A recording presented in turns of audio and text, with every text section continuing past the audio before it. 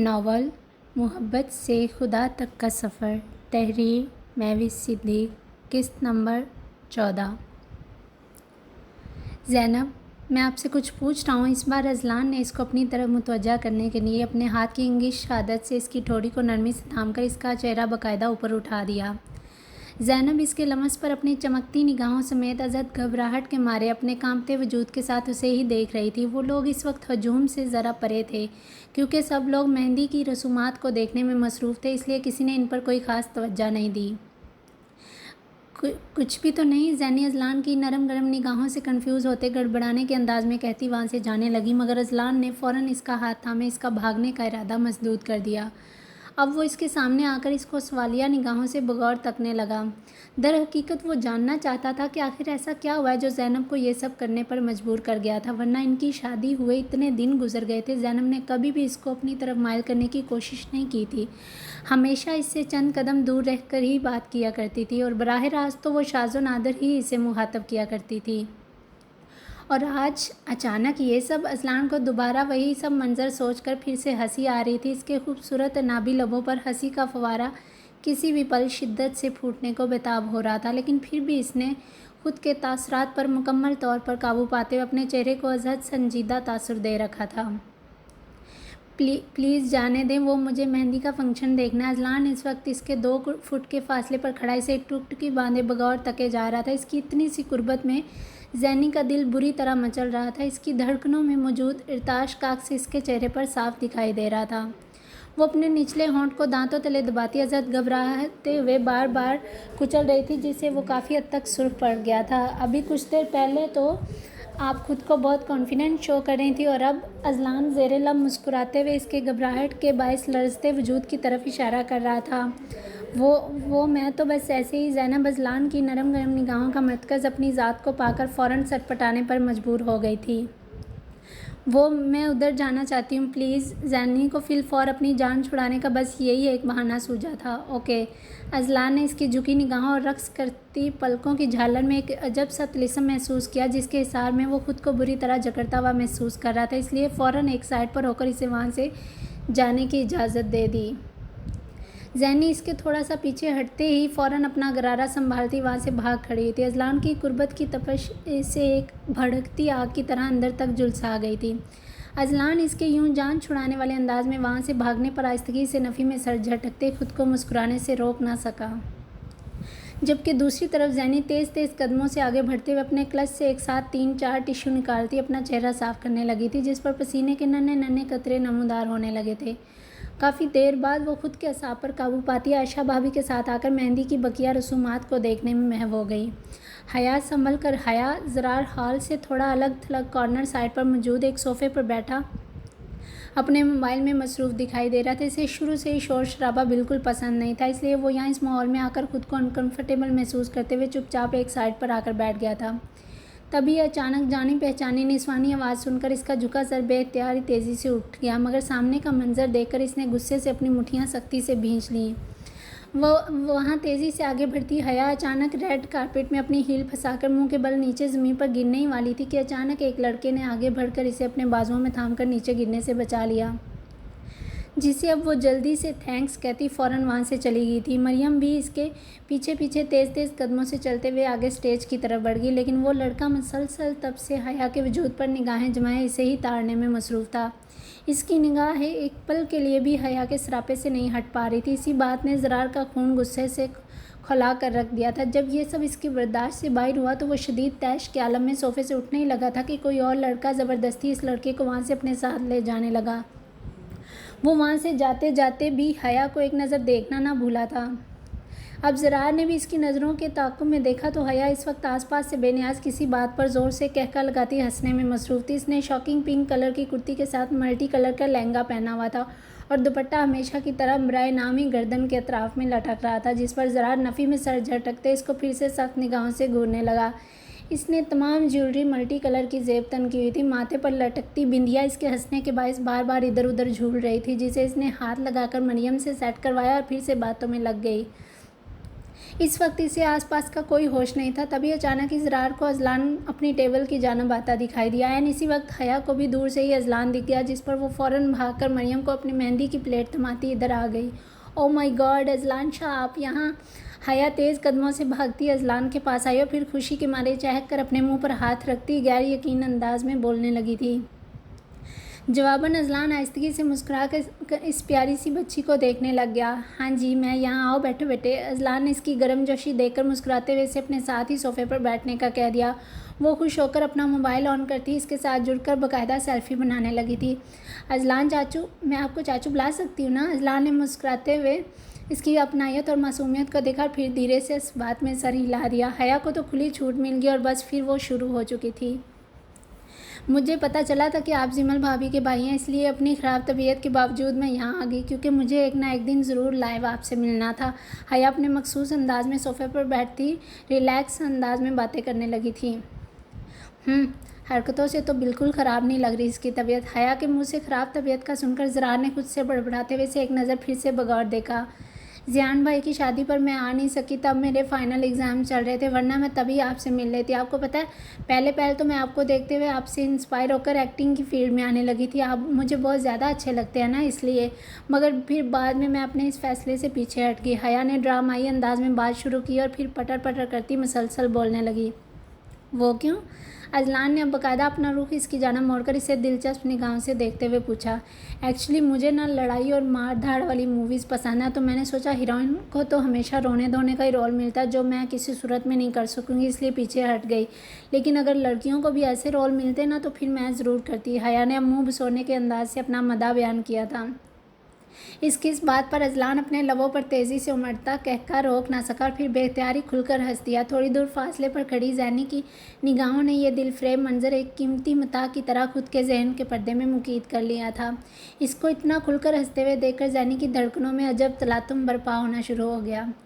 ज़रार भी इसकी अजब बात पर फ़ौरन अपना मोबाइल ऊपर करके इससे अपना चेहरा छुपा गया, ताकि हया इसके होंठों पर उमड़ती दिलफ्रेब मुस्कुराहट देख ना सके। ये तो वाकई में काफ़ी बड़ी प्रॉब्लम है।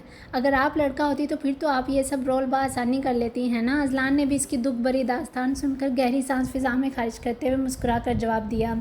इसको ये छोटी शरारती सी मुस्कान वाली लड़की बहुत अच्छी और मासूमियत का पैकर लग रही थी।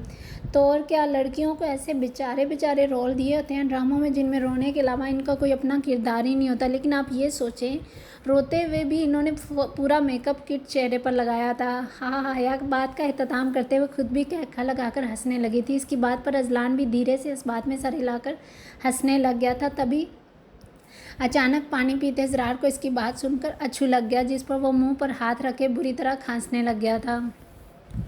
अजलान फ़ौरन भागकर इसके पास गया था। मुसलसल खांसी की आवाज़ सुनकर हया की निगाह भी बेख्तियार पहली बार ज़रार की तरफ उठ गई, जो बिल्कुल इसके मुकाबले सोफ़े पर बैठा अपनी सुर्ख नीली आंखों समेत इसे ही देख रहा था। ज़रार बेटे, are you feeling better now? Ajlan ने इसकी कमर पर थपकी देते हुए इससे तफक्कुर अमेज़ लहजे में पूछा, तो वो जवाबन अपना सर हिलाकर फिर से पानी पीने लगा था। यस चाचू, आई एम फाइन। ज़रार को पहले की निस्बत मुतमईन अंदाज में बैठे देखकर अजलान फिर से इसी सोफ़े पर हया के साथ आकर वापस बैठ गया था। ये आपके भतीजे हैं, लेकिन आप तो इतने हैंडसम और हीरो टाइप लगते हैं, लेकिन आपका ये भतीजा हमेशा विलन वाली लुक क्यों मुंह पर सजाए रखता है? हया ने अब गैर यकीन से भरे तासरात के साथ बाकायदा अजलान के कान के करीब आकर सरगोशी की, जिस पर बेख्तियार अजलान की नज़र ज़रार की वजाहत से भरपूर पर्सनैलिटी पर गई, जो वाकई में इस वक्त हया को सख्त निगाहों से देख कम घूर ज़्यादा रहा था। हया की इस बात पर अजलान अपने मुंह पर हाथ रखता जानदार कहकर लगाकर हंसने लगा था। हो ना हो, ज़रूर इसने मेरे खिलाफ ही कोई बात की होगी, जो अजलान चाचू मुझे देखकर इतना हंस रहे हैं। ज़रार इन दोनों के तासरात से ही सारी सूरत हाल से आगाह हो चुका था। अब ऐसी भी बात नहीं है, मेरा भतीजा तो इस दुनिया का सबसे हसीन तरीन लड़का लगता है मुझे। अजलान ने अब बाकायदा ज़रार की तरफ देखते हुए ऊंची आवाज़ में इसकी तारीफ़ की, जिस पर हया एक पल के लिए गड़बड़ा कर रह गई थी, क्योंकि अजलान की बात से ज़रार को वाज़ेह इशारा मिल गया था कि ज़रूर हया ने इसकी लुक पर कोई कमेंट पास किया है। अजलान भाई, मामा बुला रही हैं आपको, आ जाएं। अभी वो सब मैं गुफ्तगू ही थे कि जिम्मल ने आकर इसको आसमां बेगम का पैगाम पहुंचाया, तो वो फ़ौरन सोफ़े से उठ बैठा। ओके हया बेटे, आप तब तक ज़रार के पास बैठो, मैं अभी थोड़ी देर में वापस आता हूँ। हया ज़रार की घुरी से सटपटाते हुए अजलान के उठने पर खुद भी फ़ौरन उठ बैठी, मगर अब अजलान की कई बात का मान रखने के लिए मुरव्वतन मुस्कुराते हुए वापस इसी सोफ़े पर बैठ गई। क्या कह रही थी आप मेरे बारे में अजलान चाचू से? ज़रार ने अब अपनी गुस्सीली निगाहें हया के झुके चेहरे पर जमाई से थोड़ा सख्त लहजे में पूछा। वो अपनी झुकी आंखें ऊपर उठाकर इसे बगौर देखने लगी थी। मैंने क्या कहना था? कुछ भी तो नहीं। हया साफ मुकर गई। और वैसे भी तुम तब से हमारी बातें सुन रहे थे क्या? हया अपना एक अब्रू पर थोड़ा झुकाए से ही जवाब तलबी करने लगी थी। यही तो प्रॉब्लम है मिस हया, आपको बिल्कुल भी अंदाज़ा नहीं होता कि आपके पास आसपास हो क्या रहा और आप बस अपनी धुन में मगन रहती। इर्द गिर्द का कोई होश नहीं होता। ज़रार के जहन में फिर से इसी लड़के की हया के वजूद पर गड़ी नज़रें अपने जहन में गर्दश करती महसूस हुई तो फ़ौरन जू मैनी लहजा अपनाते तंजिया अंदाज में इससे गोया होने लगा था। तो और क्या करूँ मैं? कोई भी बात करने से पहले अपने आसपास देखूं कि यहाँ ज़रार साहब तो नहीं है ना। तुम्हारा काम ना सिर्फ मुझ में नुक्स निकालना और बस, और कुछ आता जाता नहीं है तुम्हें। बात जो मर्जी हो बस घुमा फिरा कर मुझ पर ही ले आते हो और फिर नुक्स निकालने लगते हो तुम। इससे पहले कि ज़रार इसे कोई जवाब देता या इसे गुस्सीली निगाहों से घूरते हुए कहकर वहाँ से तनफन करती फ़ौरन चली गई थी, क्योंकि ज़रार की इस बेतुकी बात ने इसके अच्छे भले मूड का सत्यानाश करके रख दिया था। हया के वहाँ से जाने के बाद अब ज़रार ने फिर से इस लड़के को सर्द निगाहों से घूरा। जवाबन वो लड़का भी हैरत के मारे चौंकते हुए ज़रार को देखने लगा था। इसे इस पल ज़रार की नीली सुर्ख आंखों से एक वहशत सी महसूस हुई तो फ़ौरन घबराते हुए वहाँ से उठकर बाहर चला गया। इस लड़के को साफ अंदाज़ा हो गया था कि वो लड़की ज़रार के साथ बैठी हुई है तो ज़रूर इसका कोई ना कोई करीबी रिश्तेदार होगा जो इस लड़की को एक नज़र देखने पर इतना बुरा मना रहा है। इसलिए इसने वहाँ से उठकर जाने में ही अपनी आफियत समझी, क्योंकि इसने भी ज़रार की वो लड़के की मारने वाली वीडियो पहले से देख रखी थी, जिसमें वो बड़ी बेरहमी से इस लड़के को तब तक मारता रहा जब तक कि वो लड़का बेसुध होकर ज़मीन पर औंधे मुँह गिर ना गया। अजलान, आज तो तुम्हारी शूटिंग थी ना, फिर तुम यहाँ कैसे आ गया? अजलान किसी ज़रूरी फ़ोन कॉल आने पर हॉल के बाहर लॉन में आकर बात करने में महव हो गया। अभी वो बात मुकम्मल करके फ़ारिग हुआ ही था कि अचानक अपने पीछे सोफ़िया को खड़े पाया तो फ़ौरन अपना अब्रू चुकाए इसे सवालिया निगाहों से देखने लग गया था। इसे यूं सोफ़िया का अपने पीछे आना कुछ अच्छा नहीं लगा था, मगर अब कर भी क्या सकता था? वो यहाँ आ तो चुकी थी। हाँ थी, लेकिन आज जिमल की नंद की शादी थी और यहाँ आना भी ज़रूरी था, इसलिए इधर आ गया। अजलान ने अब नॉर्मल लहजे में इसे जवाब दिया तो वो बिसाता कहका लगाकर हंसने लगी। अजलान को इसके बेमतलब कहके की बिल्कुल समझ नहीं आई थी। अच्छा, लेकिन अजलान तुम तो काफ़ी अपने काम को लेकर काफ़ी पैशनेट थे, इसलिए हमेशा हर किस्म की गैदरिंग को अवॉइड किया करते थे। सोफ़िया ने अभी इसके काम के मुतल्लक संजीदा अंदाज पर बात करते हुए थोड़ा मुस्कुराते हुए इस पर लतीफ़ सा तंज किया। मैं अपने काम को लेकर पैशनेट तो अभी भी हूँ Sofia, no doubt about that, लेकिन कभी कभी करीबी रिश्तों के चेहरों पर थोड़ी खुशी लाने के लिए अपना कीमती वक्त इनको भी देना पड़ता है। और तुम बताओ, तुम कोई काम नहीं कर रही इस वक्त? अजलान ने ज़्यादा संजीदा लहजे में इसके गुफ्तगू का आगाज़ किया था। नहीं, एक्चुअली कितने ही डायरेक्टर्स ने मुझे ऑफ़र्स की थी अपनी फ़िल्म में साइन करने की, तो मैंने इनसे साफ कह दिया था कि अगर तो लीड रोल अजलान का है तो मैं कर लेती हूँ, मगर उन्होंने कहा तुम्हारा शेड्यूल पहले से ही बहुत बिजी है, इसलिए मैंने इन्हें मना कर दिया। सोफ़िया ने अपने जज्बाती फ़ैसले के मुतल्लक हंसते हुए अजलान को आगाह किया था। इसे लगा था वो ये बात सुनकर अज़द खुश हो जाएगा, मगर अजलान की अगली बात सुनकर वो चंद पल के लिए इसे साख़त निगाहों से देखने लगी थी। ये तो फिर काम के लिए कोई वफ़ादारी ना हुई। लिसन सोफ़िया, कोई भी काम छोटा या बड़ा नहीं होता, काम तो सिर्फ काम होता है, चाहे जिसके साथ भी करें। मुझे ऐसे लोग हरगिज़ पसंद नहीं हैं जो अपने काम को लेकर सीरियस नहीं होते। अजलान ने इसे दो टोक लहजे में कहते हुए सख्ती से बावर करवा दिया था कि इसे इसके इस जज्बाती फ़ैसले से रत्ती बराबर भी फ़र्क नहीं पड़ा। मेरा पाँव। सोफ़िया जैनी को आहिल के साथ लॉन में इधर साइड पर आते हुए दूर से ही देख चुकी थी, इसलिए जानबूझकर जैनी को दिखाने के लिए एक बहाने से अजलान के बिल्कुल साथ चिपक गई।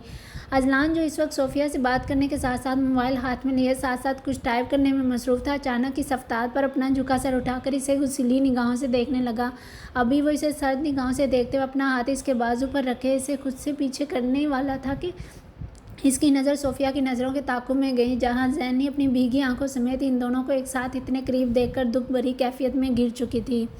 अजलान के हाथ अभी तक सोफ़िया के बाजू पर ही मौजूद थे। आई एम सॉरी अजलान, लगता है पाँव में कोई कांटा चुभ गया, मैं ज़रा देखती हूँ अंदर जाकर। अजलान की सख्त निगाहों से डरते हुए सोफ़िया ने दर्द भरा लहजा अपनाते इसे फ़ौरन माजरत की और फिर थोड़ा आगे बढ़कर ज़ेरे लब मुस्कुराते हुए वहाँ से जाने लगी।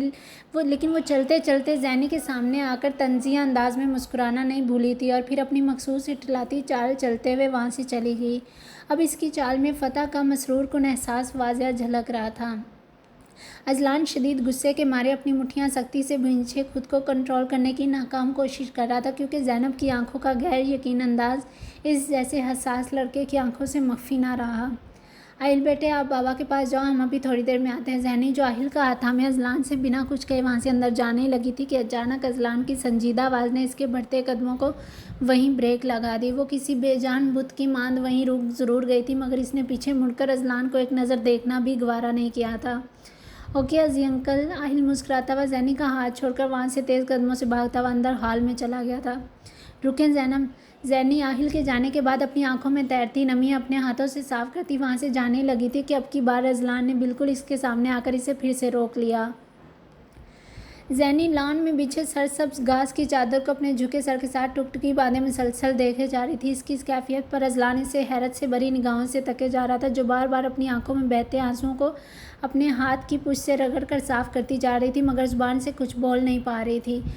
रात के इस पैन अंधेरे में जगमगाती सफ़ेद रंग रोशनियों में भी इसका गमों गुस्से से सुर्ख पड़ता चेहरा अजलान को इसके अंदर की कैफियत का साफ पता दे रहा था।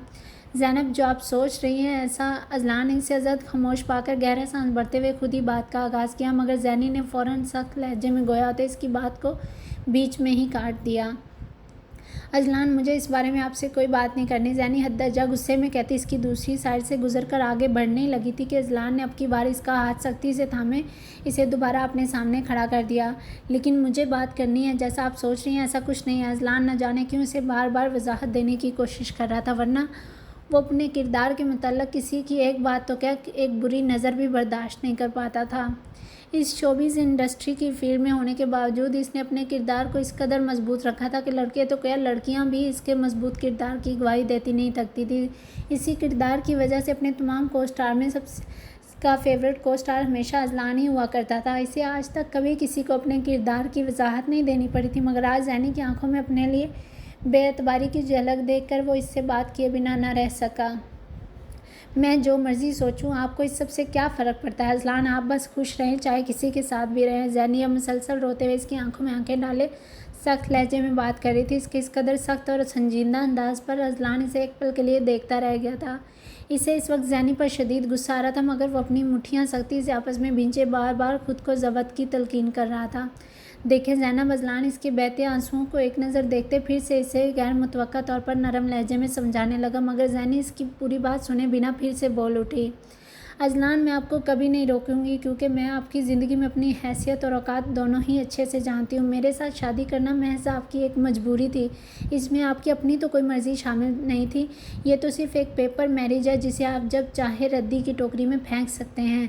ज़ैनी अजलान के तेज़ी से बिगड़ते तासरात से बेनियाज अपनी ही धुन में मगन मुसलसल तेज़ लहजे में बोले जा रही थी।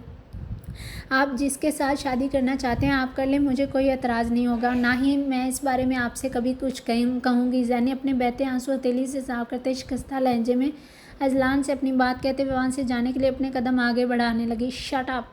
ज़ैनी की इन तलख बातों पर अजलान का सरा ज़बत जवाब दे गया था। ज़ैनी अभी कुछ कहने के लिए फिर से लब वाह करने ही वाली थी कि अजलान ने अपनी इंग्लिश शहादत उठाई से सख्त लहजे में वार्निंग देते हुए चुप करवा दिया। I said just shut up! आप खुद को समझती क्या हैं? हाँ, बिना सोचे समझे कुछ भी बोले जा रही हैं। अजलान ने तैश के आलम में ज़ैनब को शानों से थामे इसके पूरे वजूद को बुरी तरह हिला कर रख दिया था। इसके पंजे इसके नरम बाजों में गड़े जा रहे थे।